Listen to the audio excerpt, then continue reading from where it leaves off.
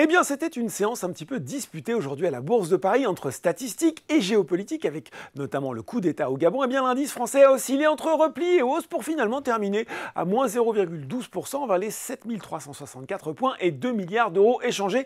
Ça reste faible, hein.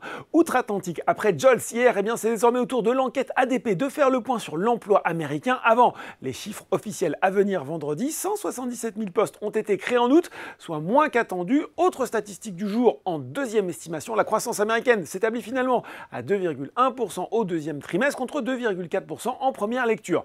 Avec tout ça, les indices US, ils ont opté pour une progression prudente à 17h45. Le Dow Jones est à plus 0,1% avec les 34 890 points et le Nasdaq est à plus 0,4% avec les 13 997 points. On regarde les valeurs en hausse à Paris. Atos signe une troisième séance de rebond et arrive en tête du SBF 120. Et quand on parle de série haussière, Verallia en est à 7 séances de progression et gain de 38% depuis le début de l'année. Le premier producteur européen d'emballage en verre pour les boissons et les produits alimentaires a par ailleurs annoncé aujourd'hui qu'il accélérait les initiatives dans les projets de réemploi de verre en Europe. Ça va bien aussi pour EuroAPI et Mercialis. Et puis sur le CAC 40, c'est Capgemini qui est aux avant-postes devant Airbus.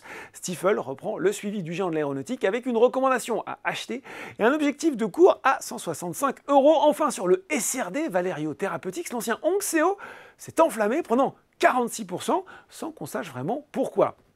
Du côté des valeurs en baisse, et bien dans la foulée du coup d'État au Gabon, Eramet a décroché de 16,5%. Le groupe minier a mis en suspens toutes ses opérations dans le pays afin de pouvoir assurer la sécurité de son personnel. Morel et Prom perd 14,8% de son côté et Total Énergie Gabon 14,5% de son côté. Casino met fin à 4 séances consécutives de rebond.